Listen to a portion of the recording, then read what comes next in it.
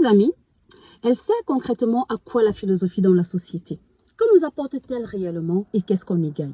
Je parie que nombre d'entre vous se sont déjà posé cette question 1001 fois sans toutefois parvenir à une réponse plus ou moins satisfaisante, et ceci avec raison.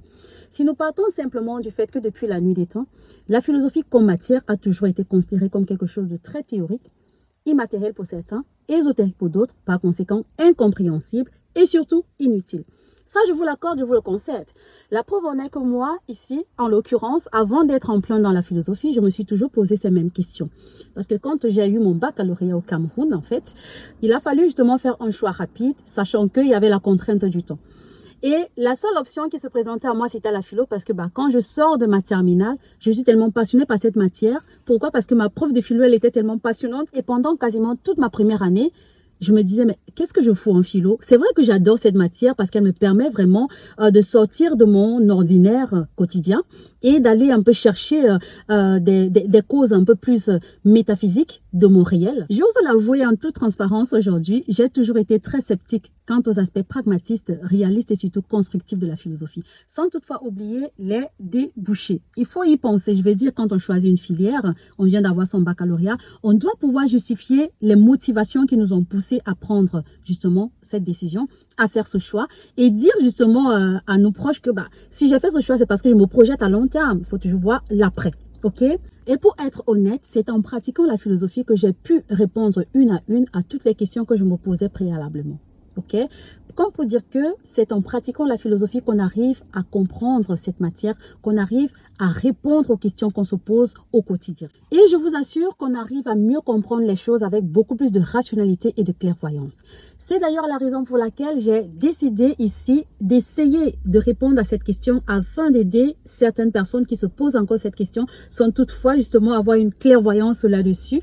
Et pourquoi pas le faire vraiment de la manière la plus simpliste qu'il soit, afin de ne pas vous perdre en fait dans cet ésotérisme qu'on croit justement et qu'on attribue à la philosophie. Et pour le faire, j'ai choisi une méthode dont la compréhension sera donc accessible pour tous. Et cette méthode nous impose donc de passer par 3 petites étapes qui vont ensuite nous permettre de mieux comprendre l'utilité et l'importance de la philosophie et surtout de sa pratique dans la société par les citoyens que nous sommes. La première étape va donc se centrer assez logiquement sur la définition étymologique de la notion de philosophie, qui nous vient donc du grec ancien philein sophia, c'est-à-dire amour de la sagesse, et qui veut simplement dire que le philosophe est une personne qui sera en quête permanente du savoir. Il va rechercher prioritairement le savoir avant toute autre chose.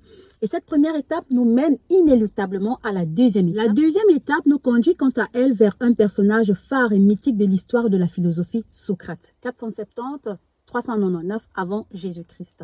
Socrate est considéré comme le père fondateur et créateur de la philosophie. Pourquoi? Parce que la philosophie a commencé avec Socrate, notamment avec les pratiques dites socratiques qui consistaient donc à aller vers le peuple, auprès du peuple, discuter avec le peuple, échanger avec le peuple, interlocuter le peuple et amener le peuple à se poser des questions à la fois existentielles et métaphysiques.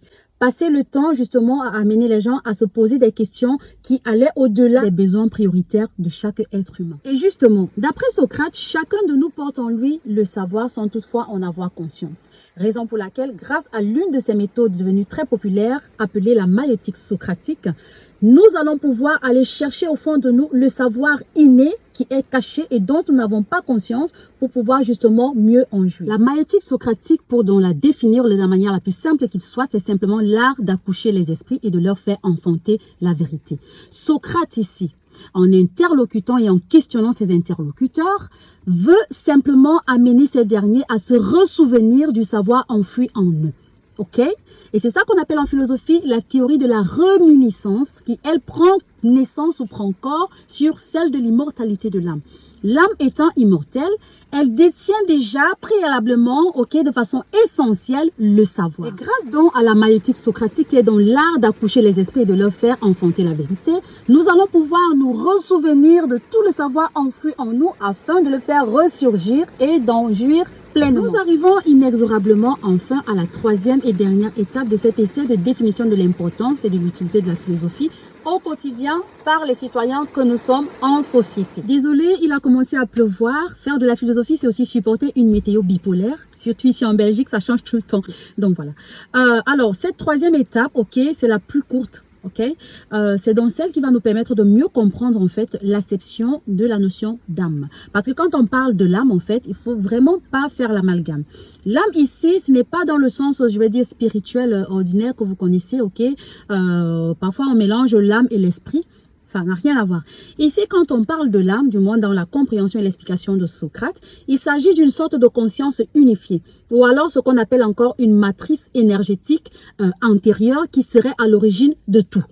Quand on parle du Big Bang, j'ai toujours du mal à prononcer ça, justement, ça part de cette matière, de cette matrice énergétique antérieure à tout.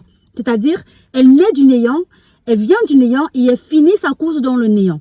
C'est un peu ésotérique tout ce que je raconte, mais vraiment tout part de là.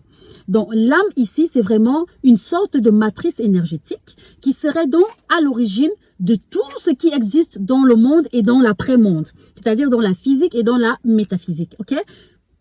Bref, vous comprendrez plus tard. Raison pour laquelle je vais vous inviter ici à ne pas simplement vous limiter à tout ce que je viens de raconter dans cette première vidéo. Ok?